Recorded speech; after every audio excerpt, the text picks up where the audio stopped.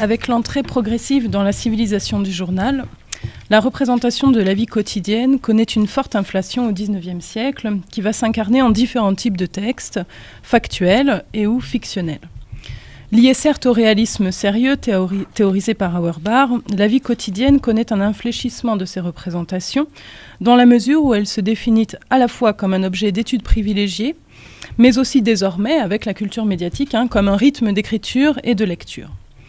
S'il n'est pas exclusif, bien sûr, le rôle joué par le système médiatique quant au renouvellement de l'écriture du quotidien est tel qu'en 1875, le grand dictionnaire universel du XIXe siècle de Larousse retient comme premier sens du mot quotidien, je cite, « ce qui paraît, se publie chaque jour, journal quotidien ». C'est-à-dire que cette acception du mot a remplacé le terme pain quotidien qui jusque-là occupait la première occurrence du mot quotidien. C'est dès 1836 que Frédéric Soulier et Émile Souvestre mettent l'accent sur les valeurs sociographiques, phénoménologiques et poétiques de l'écriture du quotidien. Le premier dans le projet éditorial et poétique de la rubrique Feuilleton de la presse, en 1936. L'autre dans son article du roman dans la Revue de Paris, qui se présente comme un essai sur le roman contemporain.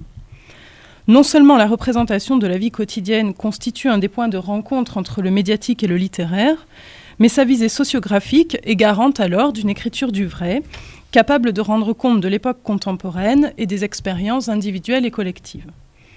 En outre, l'attachement à la vie quotidienne a pour conséquence un renouvellement des poétiques médiatiques et romanesques, ainsi qu'une redéfinition de leur territoire générique. Pour Souvestre, par exemple, le roman devra, je cite, « décalquer le monde, tendre de plus en plus à borner son action et chercher moins à presser les événements qu'à les analyser dans tous leurs détails ». En cela, Eugénie Grandet de Balzac, publié en 1933, constitue le modèle de l'auteur de la série Les romans de la vie réelle, Souvestre donc, car selon lui, le roman de Balzac ajoute à l'écriture journalistique l'art et la réflexion. Frédéric Soulier, lui, souhaite pour sa part que le feuilleton revienne aux études de mœurs et qu'il dresse, je cite, « ces tableaux des habitudes, des modes, des préférences de chaque moment ». Car selon lui, le feuilleton les a abandonnés au livre, c'est une citation, lequel, je cite, a planté les 15 volumes des 101 et les 6 volumes du Paris moderne. En somme, le feuilleton devrait reprendre à la littérature panoramique le terrain et le terreau des études de mœurs. La quotidienneté, on le voit, se définit donc dès les années 30 par son intermédialité du livre à la presse, livre, j'emprunte ici la citation à Souvestre, par sa transgénéricité, du roman aux physiologies en passant par le feuilleton, et par sa polysémie. En effet, la vie quotidienne désigne d'abord une thématique en forme d'objet d'étude, les mœurs, puis une temporalité narrative qui va s'attacher à chaque moment et aux habitudes, je reprends ici aussi les citations, c'est-à-dire une temporalité qui va s'intéresser à l'instant et à la durée corrélée.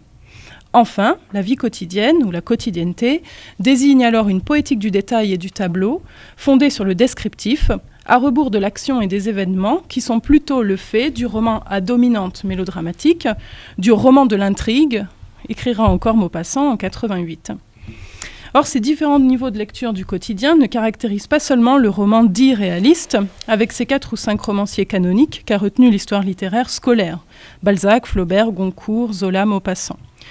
Mais il concerne un corpus bien plus ouvert qui accueille plusieurs genres romanesques du XIXe siècle.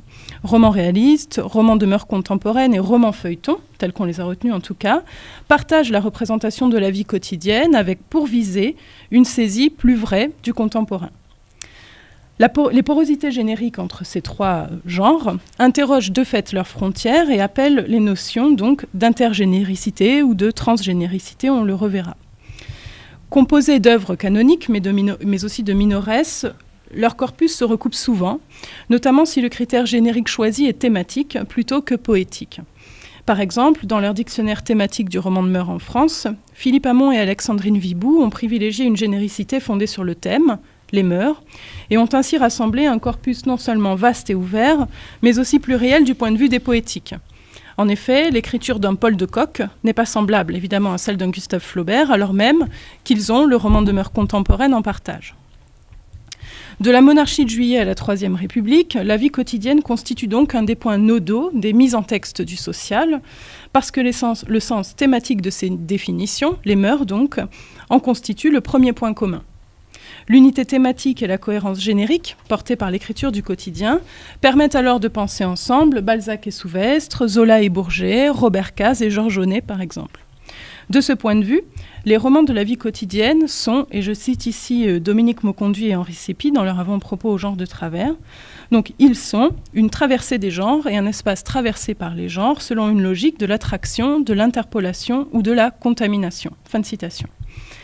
Du frottement au transfert, l'écriture du quotidien fait apparaître différents types de modulations génériques. Et je vous propose aujourd'hui d'interroger ces rapports entre intermédialité, transgénéricité et écriture du quotidien, au-delà de la seule occurrence thématique de la vie quotidienne, c'est-à-dire au-delà des seules mœurs contemporaines, qu'on a donc étudiées en effet il y a 15 jours à Toulouse. Donc premier point, poétique du quotidien, donc intermédialité et transgénéricité. Les mises en texte médiatiques du temps vécu se déploient selon deux tendances principales au XIXe siècle. Et je vous demande de me croire parce que, étant donné le temps imparti, je n'ai pas le temps de développer beaucoup d'exemples. Bon. Donc la première tendance consiste à fabriquer le récit d'un quotidien extraordinaire. Et la seconde tendance, c'est l'inverse, consiste à créer la quotidienneté de l'événement. Pour cela, les différents genres journalistiques adoptent une écriture de l'attente et élisent le présent de narration comme temps grammatical principal, alors que d'un autre côté, la périodicité du journal, la régularité des rubriques ou encore le recul des informations de la une vers les pages suivantes du journal sont diverses stratégies de quotidianisation des événements et des faits du jour. Et j'emprunte ici la notion de quotidianisation à Bruce Bégou. Ces deux formes de narrativité médiatique se croisent donc au sein des quotidiens, s'hybrident même, complexifiant ainsi la définition originelle du mot quotidien. En effet, ce qui est de chaque jour, c'est la définition première, va devenir avec la civilisation du journal un roman quotidien, au quotidien, du quotidien, on peut jouer sur les mots ici. Des années 30 aux années 80, le roman attaché à la représentation des mœurs contemporaines va prendre acte de cette redéfinition médiatique de la quotidienneté et fonde au moins en partie sa poétique sur cette définition à laquelle il va participer, notamment avec la publication en feuilleton, mais pas seulement, on pourra y revenir. La représentation des mœurs s'appuie dès lors sur une réflexion quant à la possibilité de liaison entre ce que Souvestre appelle la mise en intrigue et la vie à l'état normal. Comment, autrement dit, le roman peut-il borner son action, comme l'écrit encore Souvestre, tout en racontant une histoire ? Autre exemple, en accusant Balzac d'écrire un traité pratique avec les mémoires des deux jeunes mariés, la critique littéraire des années 40 met en évidence le caractère a priori aporétique du roman de mœurs contemporaines quand une esthétique réaliste y préside. Donc, autrement dit, le premier problème du roman du quotidien est de mettre en question d'abord le genre romanesque lui-même, puis, on va le voir, les genres romanesques du XIXe siècle à sa suite. En effet, des questions sur le roman découlent des questionnements sur la dominante mélodramatique ou au contraire la dominante réaliste que doit recouvrir le roman contemporain. Donc d'abord une interrogation sur le roman, faire récit, et ensuite, lié à cela, une interrogation sur ses sous-genres réalistes, mélodramatiques, etc. Donc cette question du rapport entre genre romanesque et esthétique réaliste est alors à replacer dans le contexte des débats suscités par les représentations du quotidien au XIXe siècle, qui vont se cristalliser autour de la dialectique entre descriptif et narratif. Depuis Balzac, les romanciers du réel, pour reprendre la formule de Jacques Dubois, revendiquent une écriture descriptive qui puisse à la fois déchiffrer la société contemporaine, mais aussi l'inventer en la nommant, c'est-à-dire en faisant entrer dans l'espace littéraire les 1000 nuances du monde contemporain avec ses détails, jusqu'aux plus triviaux. D'abord lié au genre panoramique qui se développe au sein du système médiatique sous la monarchie de Juillet, le roman du réel va se définir au moins jusqu'à la fin des années 80 comme un genre essentiellement descriptif. Je vais revenir là-dessus aussi. Aussi, la quotidienneté est-elle alors en premier lieu saisissable, a priori, dans les formes de description que le roman accueille. La mode, le caractère démodé d'un personnage, les intérieurs, la rue, etc. sont alors autant d'éléments topiques du quotidien réaliste que les romanciers vont représenter grâce au descriptif. Il s'agit ainsi de saisir un état du quotidien à un moment T de l'histoire pour, entre autres, construire l'illusion référentielle, satisfaire une perspective sociographique et enfin jouir du spectacle du monde. Donc cette première question, soulevée par la représentation du quotidien, concerne sa relation à l'intrigue et à l'action principale, c'est-à-dire sa relation à la dimension mélodramatique du roman. En effet, la temporalité du roman du XIXe siècle se développe au moins en partie, selon un déroulement linéaire qui va être supporté par une logique causale. Même si la linéarité est contrariée de l'intérieur par de multiples renversements de causalité, ponctuels ou récurrents, le roman s'enlève au moins à minima sur une situation initiale que des péripéties, spectaculaires ou non, vont emmener vers une crise puis vers un dénouement. D'ailleurs, ce dénouement peut ne rien résoudre et revenir à l'incipit, voire à une ellipse narrative, c'est bien connu avec l'éducation sentimentale de Gustave Flaubert ou la Semaine d'Ursule de Robert Caz. Même quand le roman parodie ce schéma narratif, celui-ci, ce schéma narratif mélodramatique, reste donc par là même un référent essentiel. À partir de l'analyse des tensions poétiques et narratives entre réalisme et romanesque, deux formes de relations entre récit et quotidienneté peuvent être distinguées dans le roman du XIXe siècle. D'abord, quand la quotidienneté accompagne le développement d'une intrigue forte, et quand, au contraire, réduite à ce que Barthes appelle le degré zéro de la notation, l'intrigue, devenue alors minimale, est fondue dans une temporalité sans saillance, où tout est englué, tout ça est bien connu. Je parle de choses connues pour essayer de construire mon propos, on l'aura compris. Enfin, j'espère. Donc, les termes romance et novel, issus de la critique anglo-saxonne, semblent pertinents pour nommer les deux principales formes du quotidien dans le roman du XIXe siècle. Ces deux formes correspondent à la double représentation médiatique du quotidien que j'ai évoquée, à savoir la fabrication de l'événementialité du quotidien, d'une part, et la création d'une quotidienneté de l'événement, d'autre part. Il s'agit donc respectivement de romantiser le quotidien, dans un premier temps, et de quotidianiser les événements dans un second temps ou dans le même temps.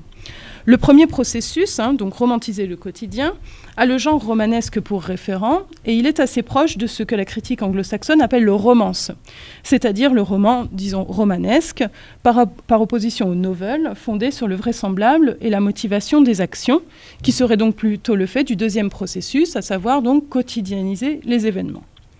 Le roman du réel ne saurait bien entendu être envisagé comme une écriture invraisemblable, absolument romance. Cependant, cette notion de romance peut désigner certaines formes tournées vers la représentation romantisée, c'est ce que j'ai appelé comme ça en tout cas, de la quotidienneté. Cette romantisation n'est pas à prendre au premier degré, elle désigne au contraire des romans qui vont réfléchir obliquement à la fois au romanesque du roman, et au romanesque du quotidien, construit pour une part par le système médiatique. On a toujours ce dialogue entre le roman dit réaliste, d'accord, avec le système médiatique. Aussi, la romantisation relève d'une intention le plus souvent parodique, où le romanesque, souligné et mis à distance, permet néanmoins de sauvegarder une architecture narrative minimale dans les romans du quotidien. Je pense par exemple au Cousin Pons ou à Une vie de Maupassant, je vais y revenir. L'adjectif novel, lui, renvoie à des formes narratives qui tentent au contraire à quotidianiser les péripéties afin de mettre en évidence la façon dont le temps quotidien finit par tout engloutir. Et on a des formes comme le descriptif, l'usage massif de l'imparfait. On pourrait ici objecter que le romance correspond plutôt au roman feuilleton et à l'esthétique mélodramatique, tandis que le novel correspondrait plutôt au roman réaliste.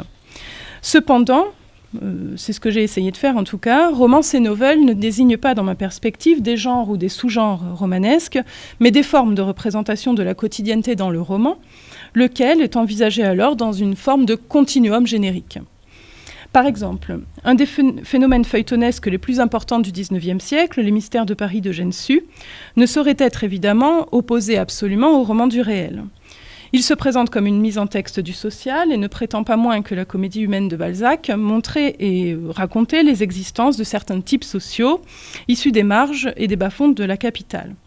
Aussi, ce roman feuilleton accueille-t-il des récits de l'expérience quotidienne par l'intermédiaire de la description, de la digression discursive ou de certaines scènes en termes genétiens, en même temps qu'il construit donc les péripéties, les rebondissements, les effets d'attente et de surprise.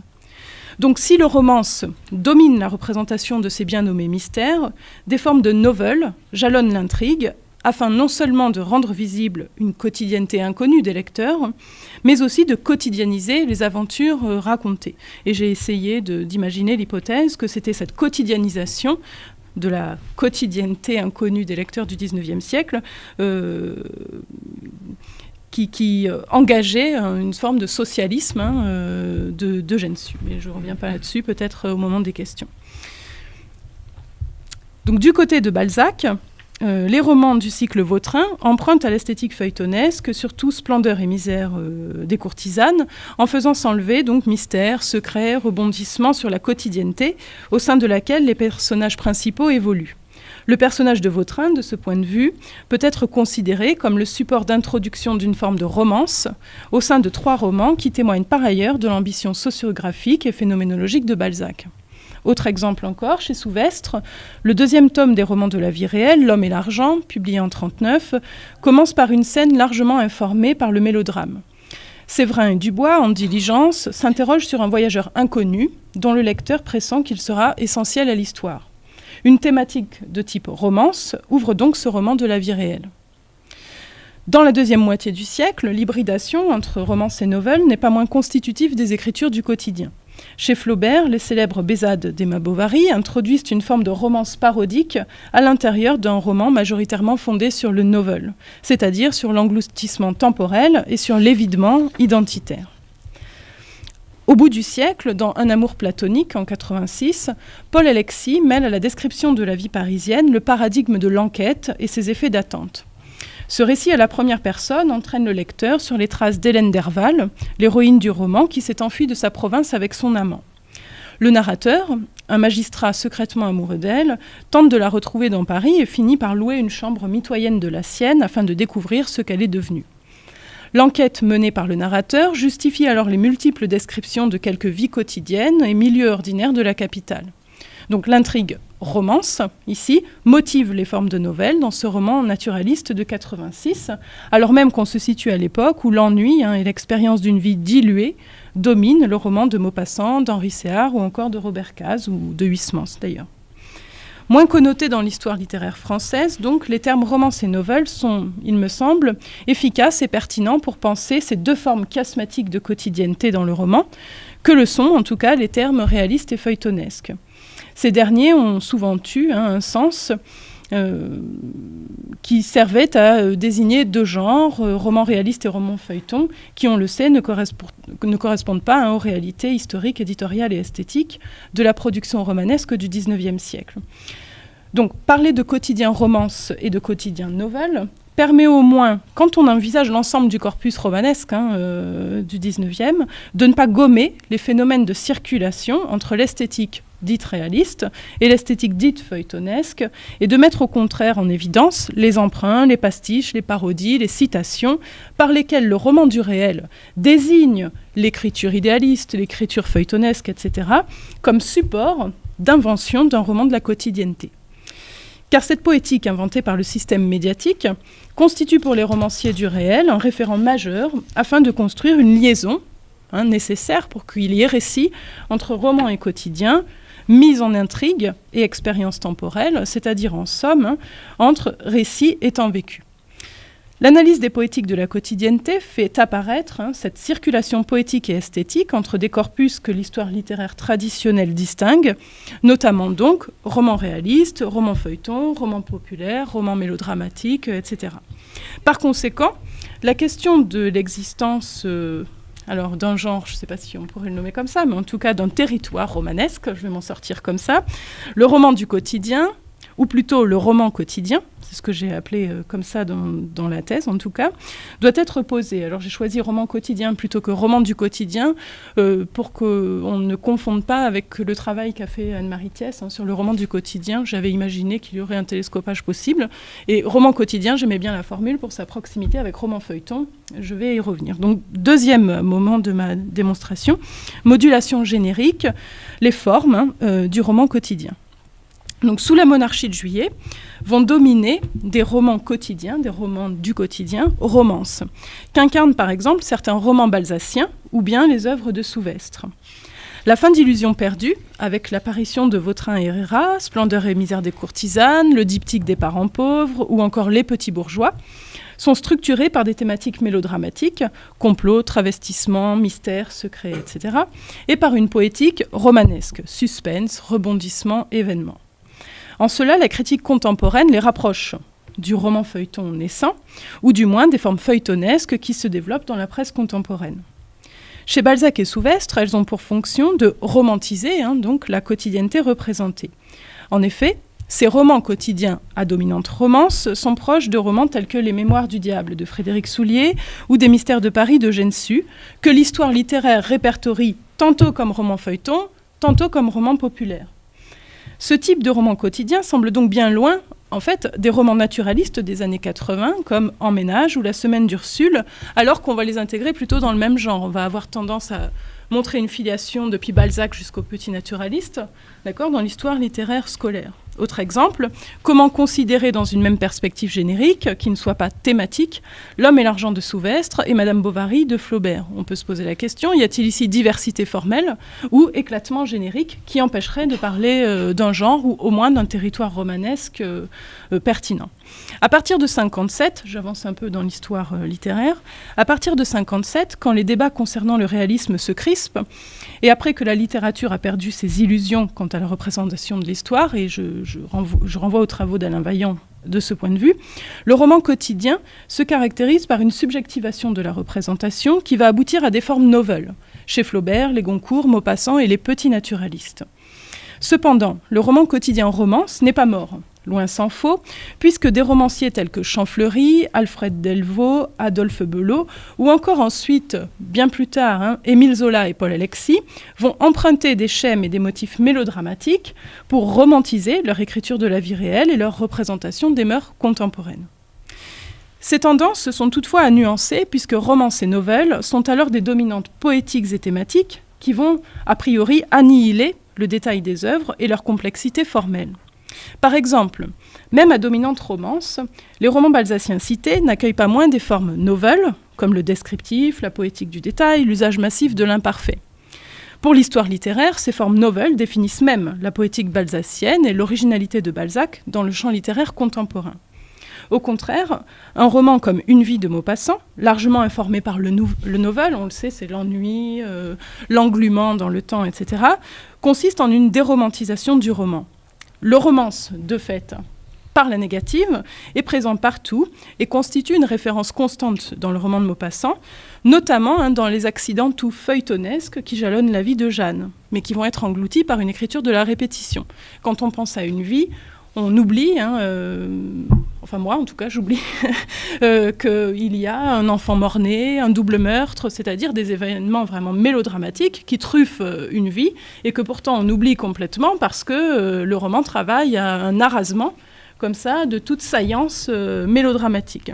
Et pourtant ces saillances mélodramatiques sont des références à partir desquelles Maupassant construit son propre roman.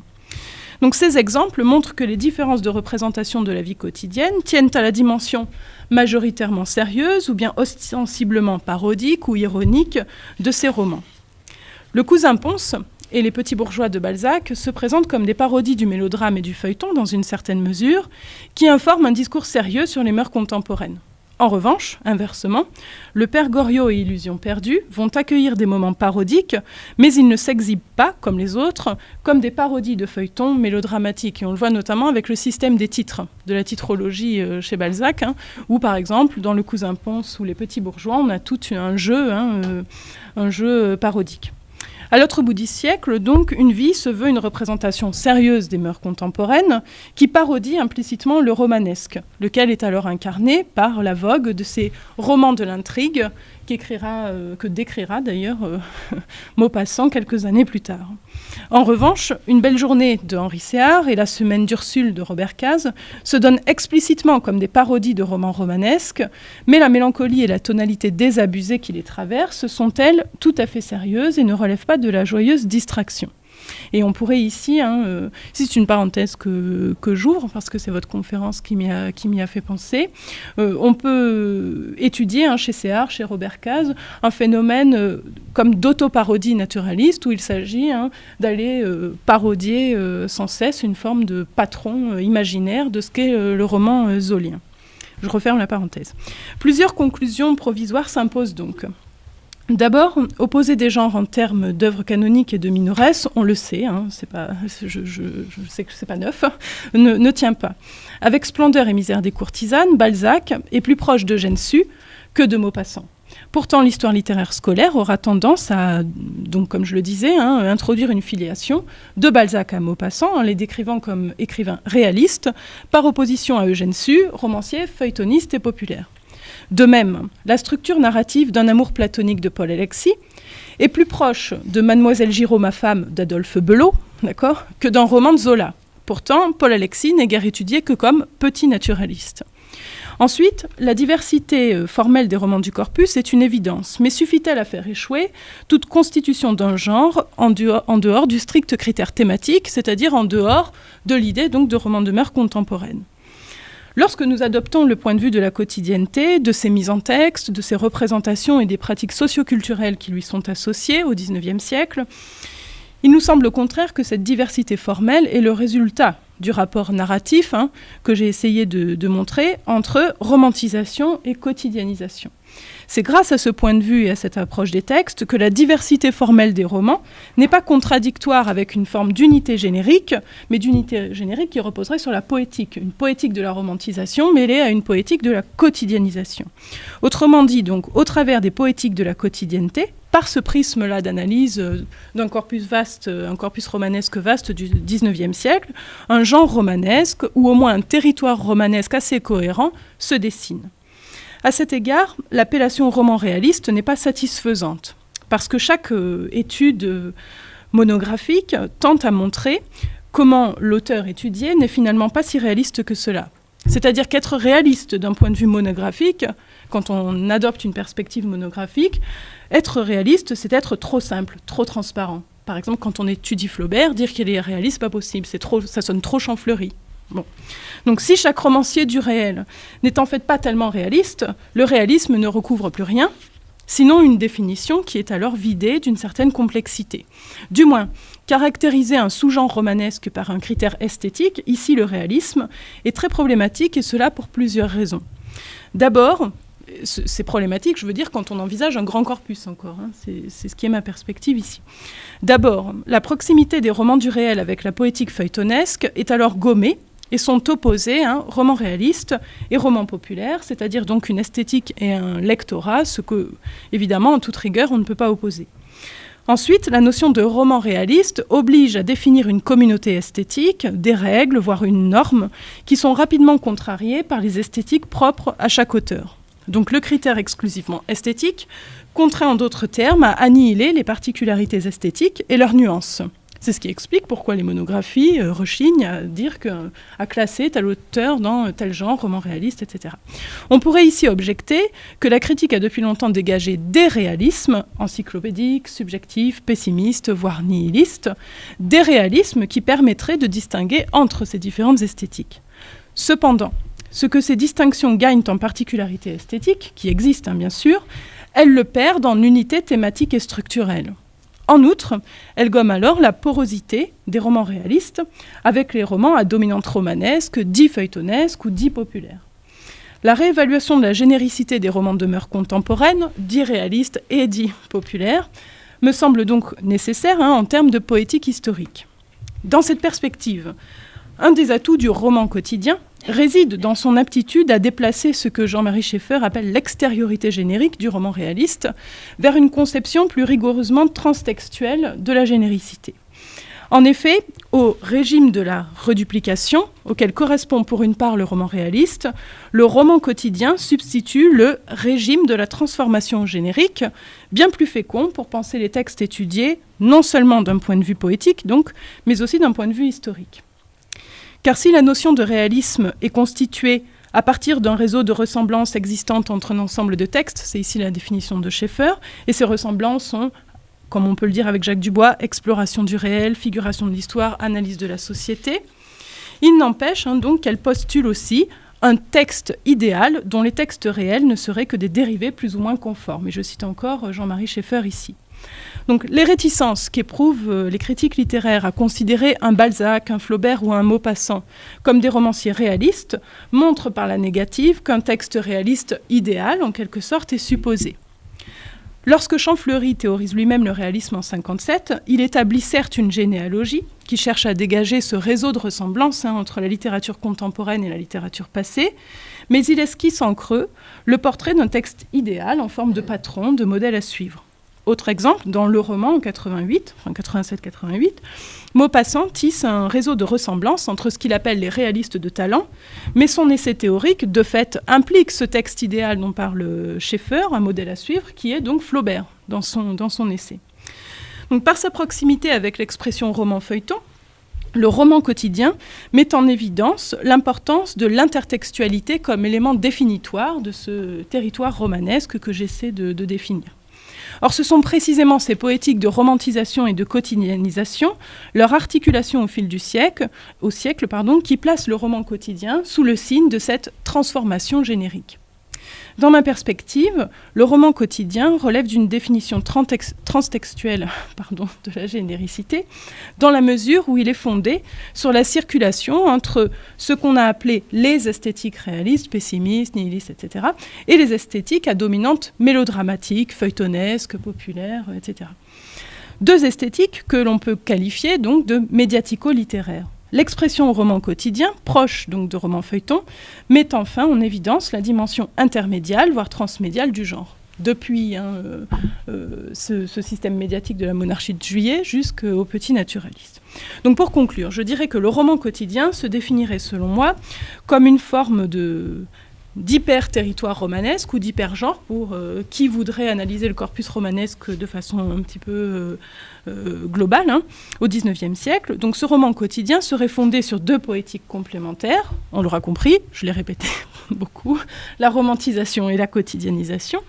La représentation du quotidien contemporain, son thème principal, se déploie alors en trois pôles corrélés. D'abord, l'attachement à la vie matérielle et concrète. Deuxièmement, la figuration socio-historique. Et troisièmement, la représentation de la durée vécue. Cependant, le roman quotidien, comme son nom l'indique, c'est pour ça que je l'ai choisi aussi, balance entre écriture de la vie, quotidien, et référence romanesque constante, roman avec des jeux ironiques et parodiques possibles, puisque on peut constater dans l'histoire du roman, c'est ce que j'ai essayé de voir, qu'il y a sans cesse la construction du roman par intertexte et décalage ironique. De ce point de vue, qui va dans le sens de ce que j'essaye de montrer, les deux références, quand j'ai lu comme ça un grand nombre de romans du 19e, les deux intertextes que j'ai trouvés sans cesse dans les romans, c'est Balzac, partout, et Paul de Kock. C'est-à-dire la veine dite réaliste et la veine dite feuilletonesque qui se nourrait dans ce roman quotidien. Je ne sais pas ce qui me reste comme temps. Pas trop. Pas trop. Bon, je vais m'arrêter là.